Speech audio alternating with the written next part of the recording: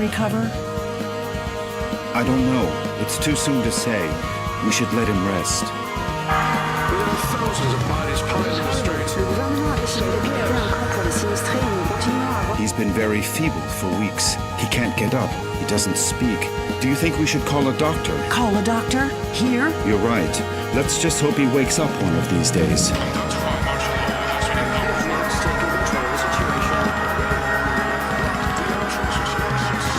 Come on, my friend. Hang on. Don't give up.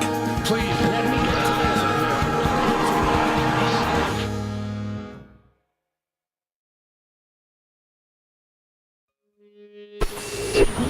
Wake up, Michael. Come on, you have to wake up.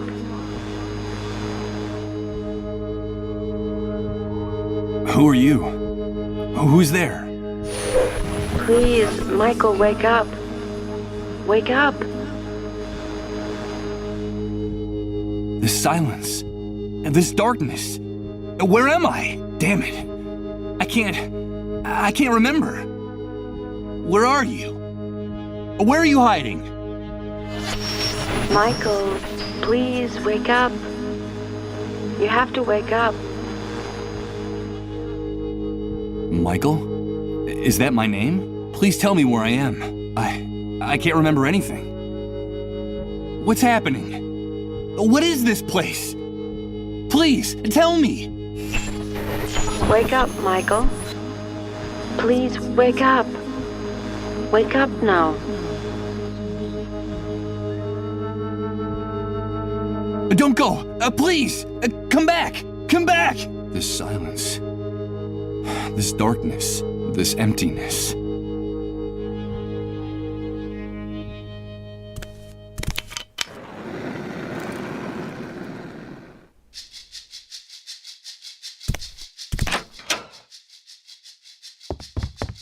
Good morning. I hope you're feeling better. But... Now don't be alarmed. I'm glad you feel strong enough to get out of bed. That's wonderful news. I must say you're looking much better, considering what you've been through, of course. Who are you? Ah, yes, of course. Forgive my manners. You've been with us for so long that I forgot that you don't know who we are. Allow me to introduce myself. My name is Rod Atkinson. I was the director of the Municipal Property Registry before, you know, before the world collapsed on us. Pleased to meet you, Mr. Atkinson. But... where am I? What is this place? You are in what I venture to call our home. Our humble, hopefully temporary home. This is one of the many trailers that make up the refugee camp. And believe me, we can consider ourselves lucky to live between these four walls. Most of the inhabitants of this hellhole, excuse my crude language, have nothing more than plastic tarps and cardboard for shelter. Wait a second. Did you say refugee camp? Yes, of course. The Facility for Temporary Accommodation of Disaster Victims is what they called it. You know, after the army declared martial law following the catastrophe. You look a little confused, if you don't mind my saying so. Do you really not know what I'm talking about? I don't know. I'm afraid not. Let me ask you. Can you tell me what I'm doing here? Yes, of course. I think we owe you an explanation. A few days after the Great Wave, we found you lying in a ditch near the airport. You were badly injured and unconscious. We couldn't just leave you there. Someone had already stolen your luggage and identification. It was awful. So we decided to take care of you ourselves and brought you here. You've been with us ever since. By the way, I should tell you that when we found you, your clothes were ripped to shreds. So we threw them away. The clothes you're wearing now are mine. You'll find more things in that wardrobe. If you need anything, just help yourself. Thank you, Mr. Atkinson. But...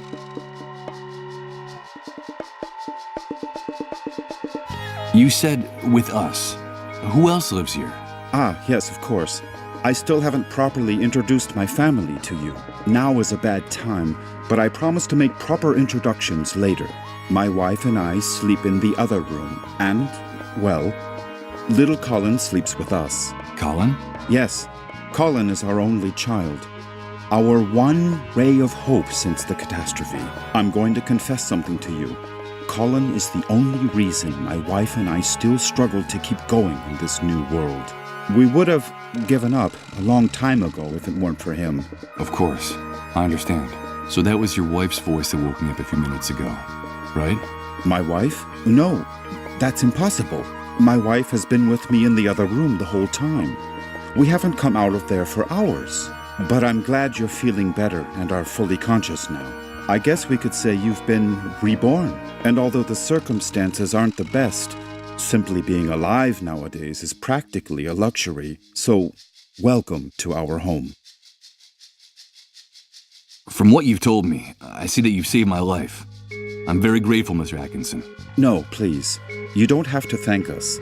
We just did what we had to. It's our moral obligation to uphold the ethical principles of civilization in this new world. But call me Rod, please. And, well, we also did it for Colin, you see. What kind of future does he face if we accept that it's every man for himself, that no one cares about anyone else? It's a terrifying prospect, don't you think? We're just doing whatever we can to avoid that future, that's all. The Great Wave? What are you talking about? Well, what would I be talking about? That damned, excuse my language, explosion that brought ruin to all of us. The origin of this filthy new world that now seems to be our permanent reality. But do you really not remember? Do you really not remember anything about all this? I feel a little weak and dizzy, Mr. Atkinson. Excuse me. I'm afraid I can't. I can't remember a thing. I see. There have been many cases like yours in the camp. Try to rest and not to get too agitated. Well, there's one thing I can tell you. You can consider yourself fortunate. There's nothing nice to remember about recent times, believe me.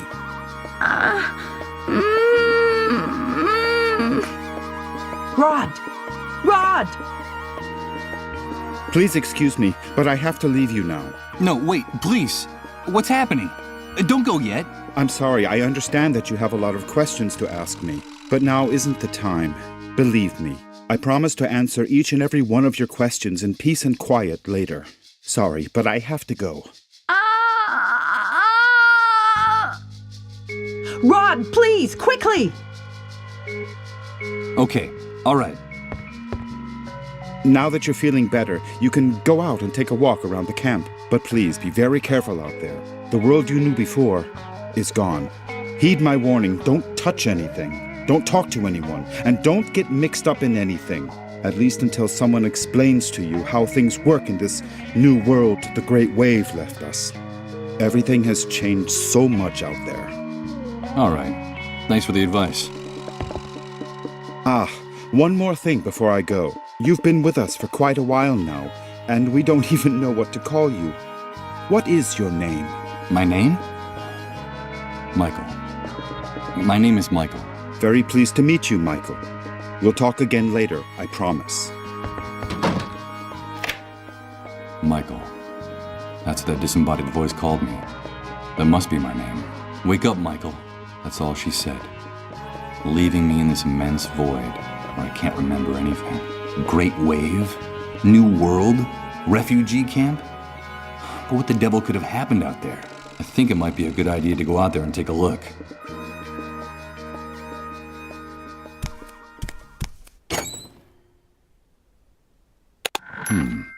There's a very worn old notebook hidden under the lid. The cover is practically falling off the spiral binding. It looks like someone stashed it here some time ago and then forgot about it.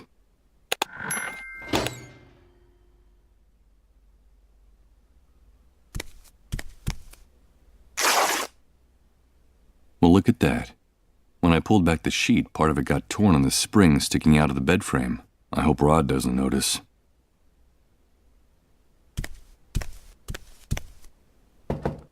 Impossible. It's locked. I'm afraid my host forgot to unlock it before he left.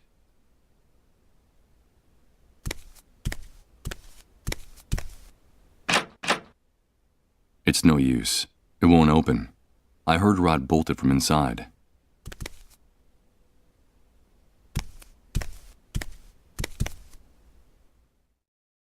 Good God. What the hell happened here? Rod was right.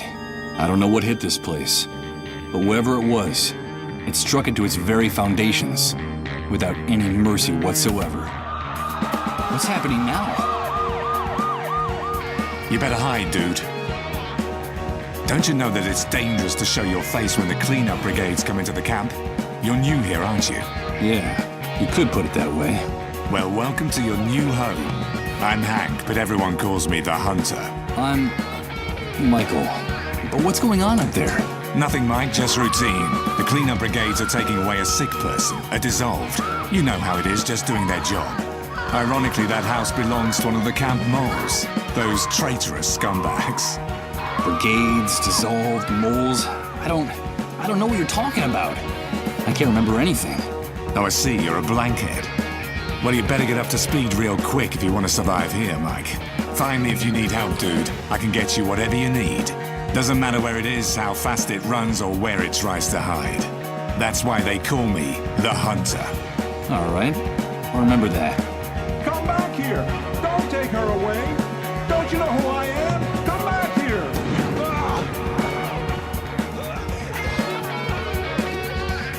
They shot that poor man in cold blood. But why did they do that? Hey, Hank?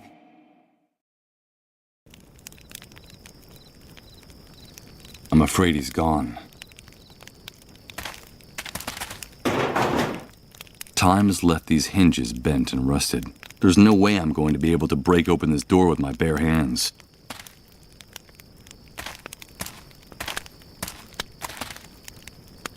Hey, you!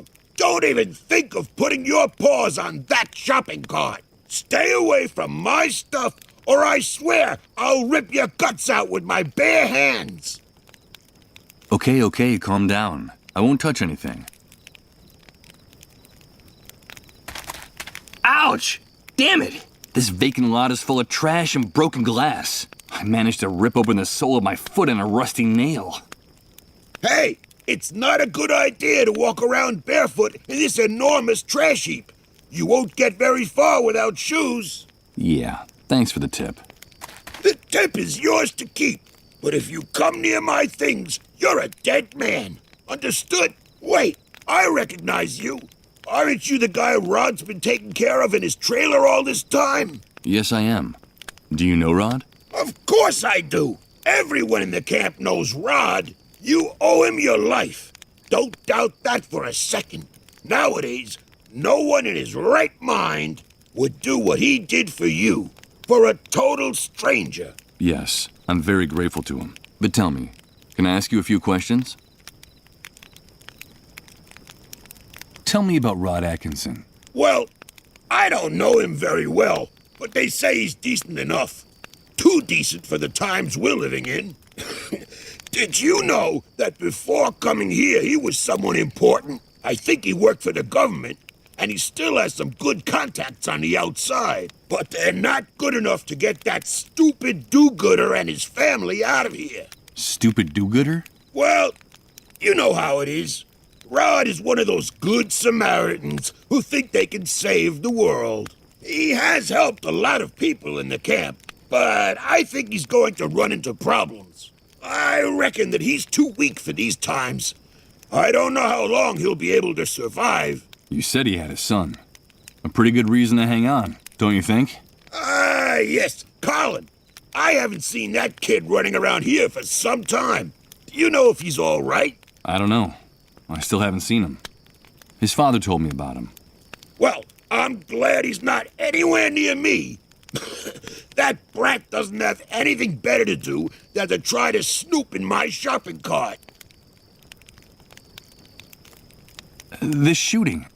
Could you explain to me what just happened here? Explain what, exactly? That show the cleanup brigades put on? Someone got too chatty and ratted out a sick person, that's all. There's usually a pact of silence in the camp. No one likes to see one of their own in those ambulances. But in this case, the dissolved was a relative of one of the camp moles. Ironic, isn't it? But they shot a man.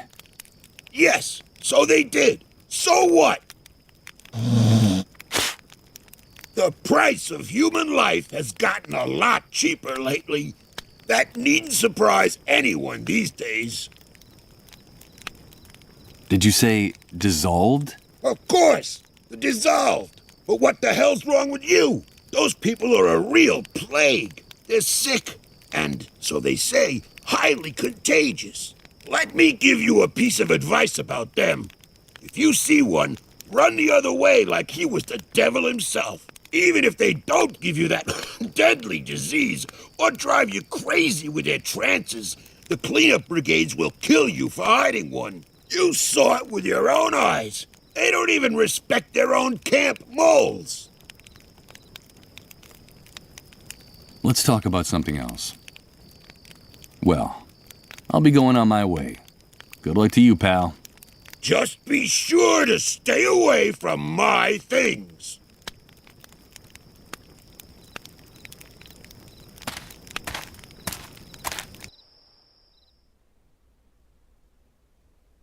I'm not going to snuff out this oil lamp. This place looks sinister enough with light.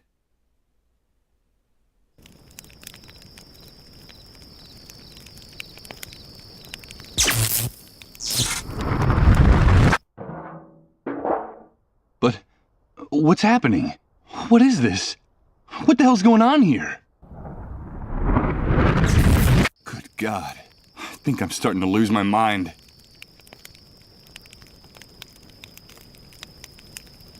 Someone improvised a bonfire inside that drum. Although the smoke starts to irritate the lungs pretty quickly, it seems like the only heating system the camp inhabitants have.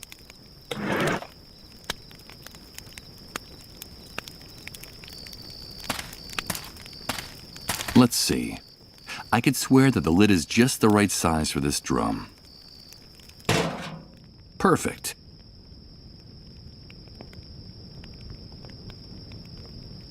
Damn it! What's going on?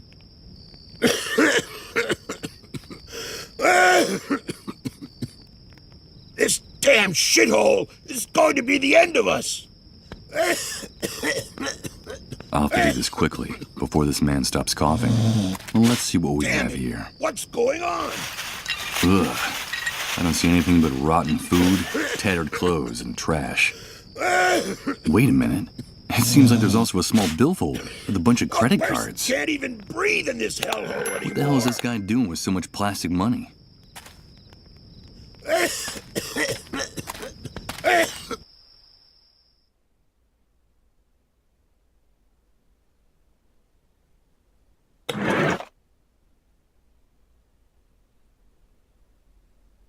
Let's see if I can do this. Good. The mechanism gave way in the first try, but the card is trashed. For my sake, I hope that guy outside never finds out about this.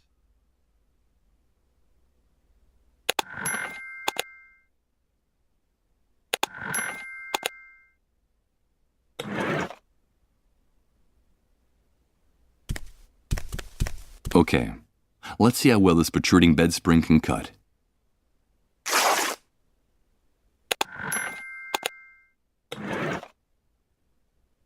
I'll use a little of what's in the bottle to soak the bandages.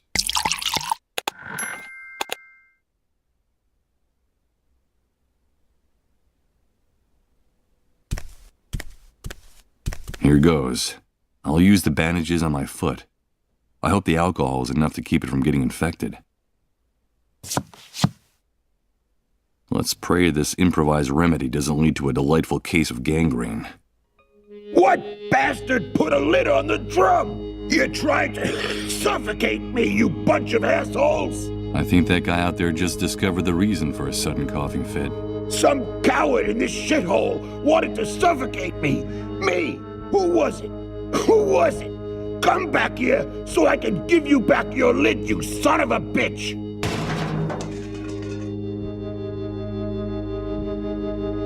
Did you hear that noise, Rod? What's going on out there? I don't know. I'll go have a look. I think it's that poor drunk who's always hanging around the trailer. He's kicking up a fuss again. It's a good thing poor Colin can't hear his insults. Don't ever say anything like that again, Rod. I'm sorry, honey. I wasn't thinking.